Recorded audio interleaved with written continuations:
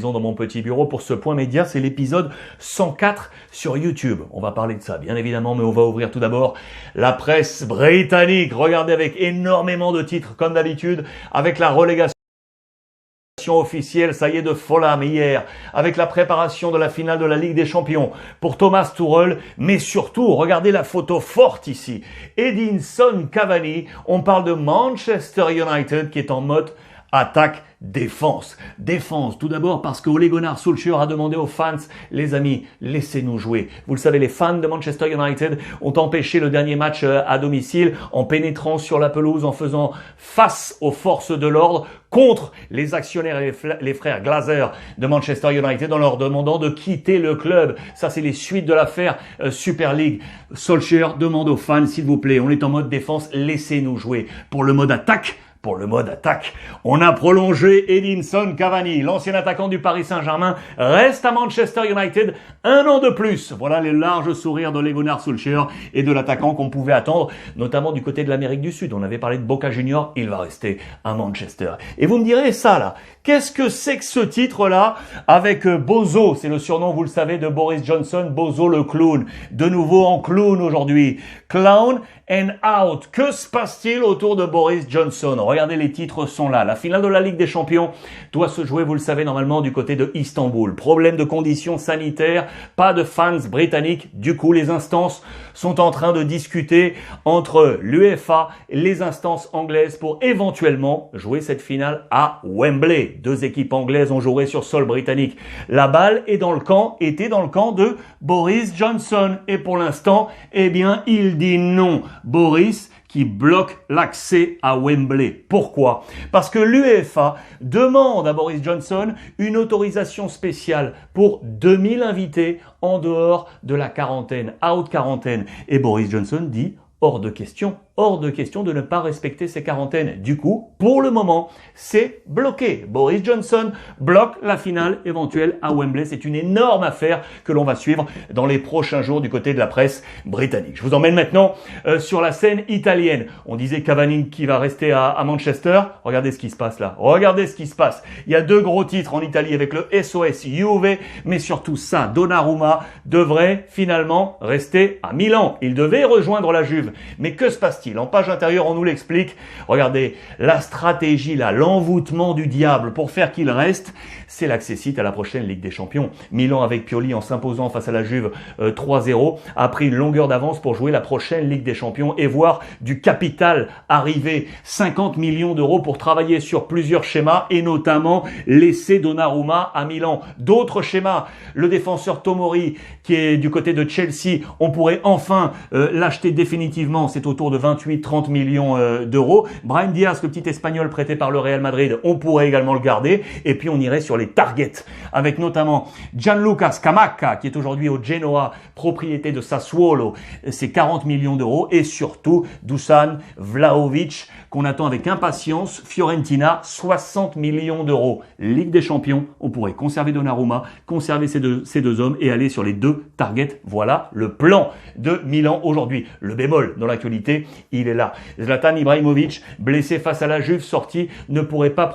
jouer les prochains exercices. Attention pour Milan et attention pour la Suède à l'approche de l'Euro. L'alarme Ibrahimovic, grosse affaire du côté de l'AC Milan. Pour Pirlo, c'est le terminus, les amis. C'est le terminus pour Pirlo. Ça y est, il ira bien jusqu'au terme de la saison, mais après, c'est terminé. L'organigramme de direction de la Juve avec Agnelli, Elkann, Nedved, Paratici sont en pleine réunion et ça semble être joué sur la liste serrée, shortlist, vous le savez, Allegri et Zinedine Zidane. Allegri et Zinedine Zidane. Dans le même temps, notez que Elkann et Agnelli étaient du côté de Ferrari. Ferrari qui appartient au même groupe que le groupe qui dirige aujourd'hui la Juventus de Turin. Et le père Cristiano Ronaldo était là en visite dans les différents paddocks avec les pilotes Ferrari, avec Charles Leclerc le français et Sainz l'espagnol. Échange de photos, échange de maillots. Au passage, Cristiano aurait acheté une Ferrari à 1,6 million d'euros. Voilà pour le détail un un poil gossip. Terminus pour Andrea Pirlo. La raison principale, c'est également cette non-qualification pour la prochaine Ligue des Champions, ce qui signifie une perte de 90 millions d'euros pour la Juventus, alors que les chiffres, vous le voyez, sont au rouge depuis 3 ans. Moins 19, moins 40, moins 90 la saison passée, moins 90 qui viendrait en manque à gagner pour la Juve. Voilà les conditions économiques très difficiles du groupe turinois pour la saison prochaine. On va se serrer la ceinture également du côté de l'Inter. Je vous en ai parlé hier. Regardez sur YouTube la précédente édition. Les joueurs sont en pleine discussion avec le président Zhang. Pourquoi ? 2 mois d'impayés et on est toujours dans l'attente éventuelle des bonus suite au titre de champion. Mais pour l'instant, Zhang il dit non. Non. On est en pleine diète économique, voilà, qui pourrait éventuellement créer une fracture avec le coach Conte qui semblait rester, mais sauf que si Conte n'a pas d'argent pour préparer la prochaine saison, ces scènes de liesse là au centre d'entraînement feront partie de l'histoire et attention, ces 2 hommes pourraient se séparer. Ça aussi c'est un gros dossier du côté de la Serie A italienne entre les 2 hommes. Là il y a moins de doutes, là il y a moins d'interrogations. C'est le père Mancini, le sélectionneur italien qui est, ça y est, à son groupe pour l'Euro. Il reste quelques places.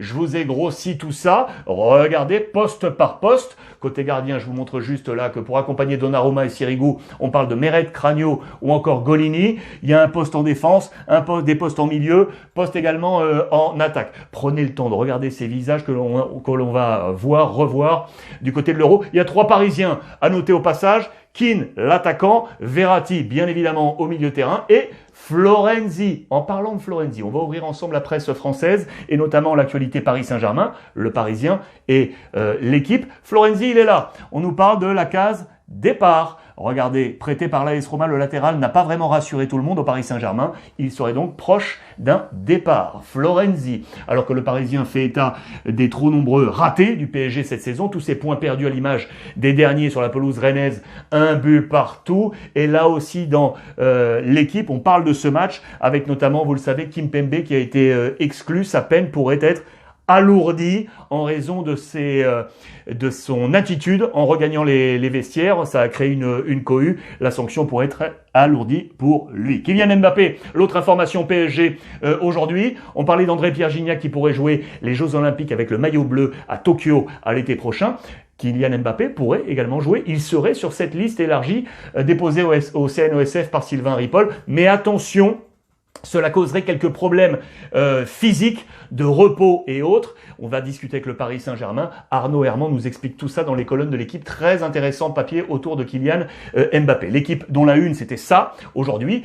Coach en stock avec ce format en mode BD Tintin, avec du Rudy Garcia, du Galtier ou encore du Pat Vieira. Les pages intérieures, ce sont sur ces places tournantes là du côté de l'hexagone au niveau des coachs, avec les voyants au vert pour ceux qui vont rester. Le ballottage, vous le voyez en orange et rouge. Les points de changement avec Angers, Stéphane Moulin, Bordeaux, Jean-Louis Gasset, Montpellier, Michel Derzakarian, Nice, Adrien Urcea, Lyon, Rudy Garcia, Strasbourg, Thierry Lauré ou encore Reims, David Guillon. Page intérieure pour vous montrer un peu ce qui peut se passer, notamment du côté de Strasbourg, départ de Thierry Lauré. On nous parle de Rémi Garde qui pourrait arriver à Nice.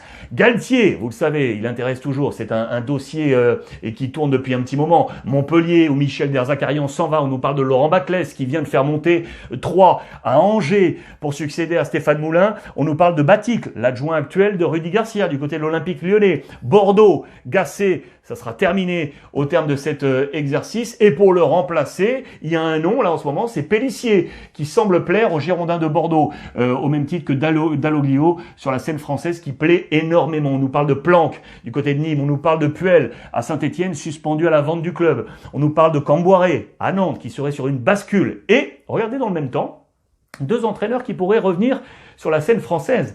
On nous parle de Stéphane qui avait quitté Rennes en février dernier, vous le savez. Et on nous parle de Laurent Blanc, champion avec le Paris Saint-Germain qui s'est relancé au Qatar depuis 5 mois. Il pourrait revenir en Europe, voire en France. Attention à Laurent Blanc, c'est aussi à suivre. Et puis j'en viens à cette affaire olympique de Marseille. C'est dans les colonnes de La Provence aujourd'hui. Sampaoli à l'heure des choix. Il n'a pas du tout aimé la défaite face à Saint-Étienne 1-0. On parle d'individualité médiocre. C'est le terme choisi dans les colonnes de La Provence. Et le coach marseillais serait en train de préparer, ça y est, son groupe pour la saison prochaine. 3 hommes visés sur ses tablettes. Certains, on en a déjà parlé. Thiago Almada, le petit jeune de Vélez. On a parlé de Sébastien Billa de Boca Juniors. Son agent était cette semaine au centre d'entraînement Robert Louis Dreyfus. Et la bombe, elle est là. Arturo Vidal, l'ancien du Bayern, l'ancien du Barça, est actuellement à l'Inter, devrait quitter l'Inter, qui a besoin de faire du cash, et notamment avec Arturo Vidal. Et bien l'OM et Sampaoli est intéressé par ce profil. Imaginez si Vidal était à l'OM la saison prochaine. Ce qui est sûr, c'est que Sakai, lui, c'est terminé. Avec l'Olympique de Marseille, le trentenaire va quitter l'OM pour regagner son pays. Il va signer un contrat avec les Urawa Red Diamonds. 31 ans, Sakai, OM, c'est donc terminé. Affaire à suivre. Je vous emmène maintenant en Espagne. On joue ce soir avec un gros match, avec le Barça qui a l'opportunité d'être leader ce soir. Mettre la pression sur l'Atlético et le Real Madrid. Dormir en position de leader, gagner et mettre la pression. Match à 22h ce soir sur la pelouse de Levante. Est-ce que la troisième sera la bonne? Occasion face à Grenade, occasion face à l'Atlético, occasion manquée d'être leader. La troisième, elle est là. Ça, c'est important pour le Barça avec Ronald Koeman qui est sous pression. Match sur la pelouse de Levante 22h. Demain, Atlético 22h face à la Real Sociedad. Le Real Madrid, jeudi, à Grenade à 22h également. Koeman, il est là, je vous l'ai dit, sous pression, interrogé en conférence de presse sur son avenir, sur son futur. Le seul qui peut décider de mon futur, c'est le président Laporta. La patate chaude dans le camp du président Laporta. Dans cette bataille pour la Liga, je voulais vous montrer ce petit chiffre qui est intéressant pour vous montrer vraiment que les trois équipes de devant sont pas au top du top. C'est vraiment pas une Liga dominée par ces équipes. C'est plus le moins faible qui va s'imposer. Si l'Atlético remporte ses 3 derniers matchs, total 86 points. C'est le total de points le plus faible depuis 13 ans, les amis. Depuis le titre du Real Madrid en 2008 avec 85 points. C'est vous dire si les trois de devant sont ric-rac cette année pour ce titre de champion d'Espagne. Le plan de bataille probable de ce soir du FC Barcelone, il est ici sur la pelouse de Levante. Ter Stegen, on nous dit Araujo, Piqué, l'anglais. De Jong, Pedri autour de Busquets, Alba flanc gauche, Dest flanc droit, devant Messi, Antoine, Griezmann. Si vous avez envie de mettre une petite pièce là, avec les copains de NetBet, voilà ce que je vous conseille. Regardez les cotes actuellement. Je vous ai orienté sur ce match parce que les cotes sont absolument incroyables. Elles sont en train de bouger, mais écoutez bien, la victoire de Levante actuellement est à 11. Le match nul est à 7,25 actuellement. La victoire du Barça est à 1,21. Vous voyez les cotes ici? Absolument incroyable. Mettez peut-être une petite pièce, il y a peut-être un petit coup à jouer là. Si vous n'avez jamais parié d'ailleurs les amis, venez avec nous sur NetBet. Si c'est votre premier pari, vous entrez, vous le rappelle, avec le club Ruiz Club. Avec le code promo, Ruiz Club. Et si vous le faites, et si c'est votre premier pari, il faut être majeur, bien évidemment, c'est 160 €, 150 € plus 10 de free bet. Je n'oublie pas, et on n'oublie pas le continent africain. On a dressé une liste de 12 pays, les premiers pays à pouvoir bénéficier là d'un code promo NetBet. Avec le même code promo Ruiz Club, 50% de bonus offert sur le premier dépôt. On va essayer d'élargir cette zone, bien évidemment. Mais on avance avec NetBet et avec vous sur le continent africain. L'Atlético qui va donc avoir un œil sur le Barça en attendant de jouer de son côté.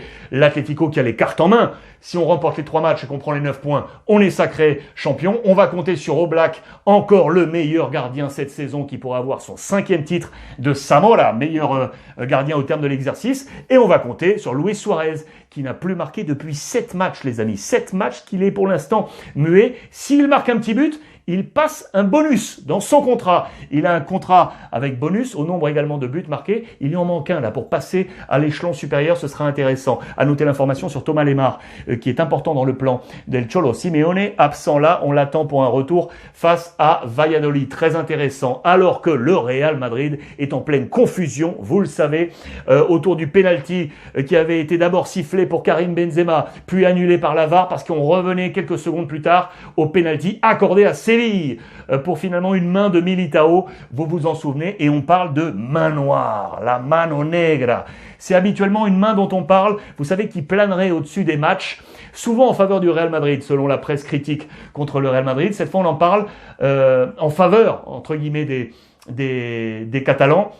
et des joueurs de l'Atlético contre le Real Madrid. Cette main noire, et on voit Zizou qui discutait avec monsieur l'arbitre dans ce match face à Séville, toutes ces mains qui feraient peut-être basculer le titre de champion. C'était dans les colonnes aujourd'hui de Marca, la confusion sur ce titre de champion. Voilà, je voulais terminer une nouvelle fois avec ce visage parce que j'adore cette histoire. Et si Arturo Vidal venait à l'Olympique de Marseille, ça serait bien pour le championnat de France, ça les amis. Et c'est toujours ces petites histoires qui font la grande histoire du football. Merci de votre fidélité. On se suit comme d'habitude sur l'ensemble des réseaux sociaux via le hashtag RuizClub. Et n'oubliez pas, comme tous les jours, profitez des vôtres.